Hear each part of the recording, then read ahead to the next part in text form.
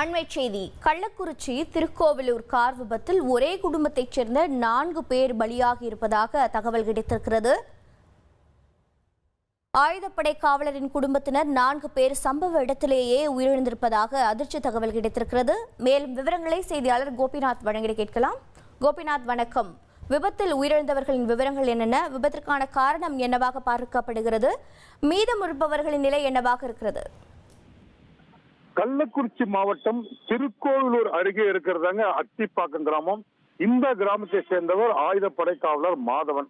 இவர் பாத்தீங்கன்னா விழுப்புரம் ஆயுதப்படையில காவலரா பணியாற்றி வர்றாரு.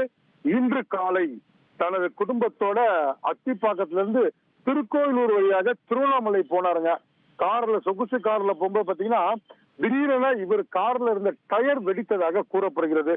இதுல நிலை தடுமாறிய கார் பாத்தீங்கன்னா அருகில் இருக்கிற சாலையோர பள்ளத்துல கவிழ்ந்து விபத்துக்குள்ளாச்சு. இந்த விபத்துல மாதவனின் குடும்பத்தினர் சங்கீதா, சுபா, தனலட்சுமி, ராகவேந்திரன் ஆகிய 4 பேர் சம்பவ இடத்திலே உடல் நசுங்கி உயிரிழந்துட்டாங்க. மாதவன் உள்ளிட்ட மேலும் 5 பேர் படுகாயம் அடைகிறாங்க.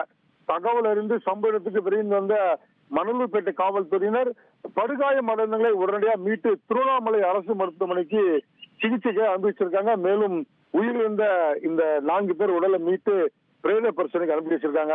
இந்த விபத்துக்கான காரணம் முதல் கட்டமாக டயர் வெடித்ததாக கூறப்படுகிறது. மேலும் வழக்கு பதிவு செய்து காவல்துறை அந்த இடத்துல தீவிர விசாரணை மேற்கொள்றாங்க. ஒரே குடும்பத்தை சேர்ந்த 3 பெண்கள் உட்பட 4 பேர் பலியான சம்பவம் அப்பகுதியில் மிகப்பெரிய சோகத்தை ஏற்படுத்திருக்குன்னு சொல்லலாம். தகவல்